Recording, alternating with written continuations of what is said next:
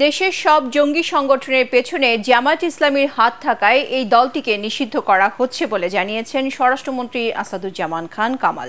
তিনি জানান, সাম্প্রতিক সহিংসতায়ও দলটির সংশ্লিষ্টতার প্রমাণ রয়েছে। সচিবালয়ে সমসাময়িক পরিস্থিতি নিয়ে বৈঠক শেষে একথা জানান তিনি।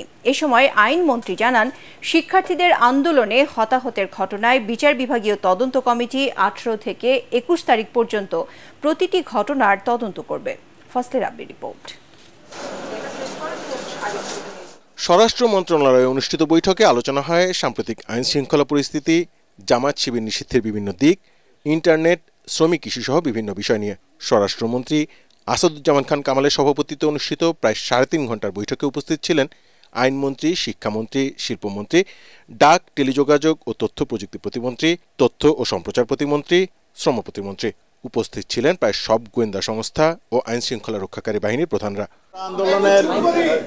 বৈঠক শেষে সাংবাদিকদের সাথে কথা বলেন স্বরাষ্ট্রমন্ত্রী।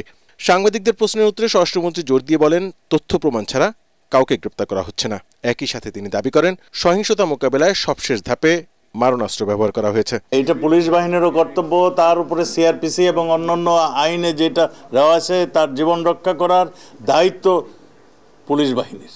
সবাই অতি ধৈর্যের সঙ্গে মোকাবেলা করেছেন। না পেরে তারপরে আমাদের সেনাবাহিনী আসতে হয়েছে। যেখানে না পেরেছে সেখানে বাধ্য হয়ে জীবন রক্ষার জন্য, সম্পদ রক্ষার জন্য, দেশের সম্পদ রক্ষার জন্য মানে এই গুলি করতে বাধ্য হয়েছে।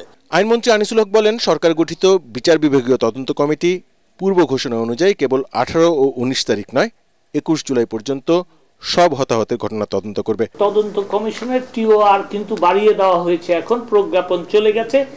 ওনারা 21 তারিখ পর্যন্ত যেই সব ঘটনা হয়েছে সেটা করতে পারেন। তদন্ত কমিশনের এখন একজনই সদস্য, আমরা সেটাকে 3 জনে করার সিদ্ধান্ত খুব শিগগিরই হয়তো নিতে পারি। এ সময় জামাত নিষিদ্ধের দাবির পক্ষে যুক্তি তুলে ধরেন স্বরাষ্ট্রমন্ত্রী। যত জঙ্গির উত্থান হয়েছে ওর শিকড় যদি টানেন, পিছন থেকে দেখা যায় এগুলি শিবিরের সদস্য কিংবা জামাতের সদস্য। সেই জন্যই আজকে রাজনৈতিক সব দল একত্রে হয়ে এই সিদ্ধান্তটি নিয়েছে তাদেরকে নিষিদ্ধ করার জন্য। এদিকে বুধবার থেকে শনিবার ঢাকা, নারায়ণগঞ্জ, নরসিংদী ও গাজীপুরে সকাল 7টা থেকে রাত 8টা পর্যন্ত কারফিউ শিথিল থাকবে বলে জানিয়েছেন স্বরাষ্ট্রমন্ত্রী আসাদুজ্জামান খান কামাল। Thank you.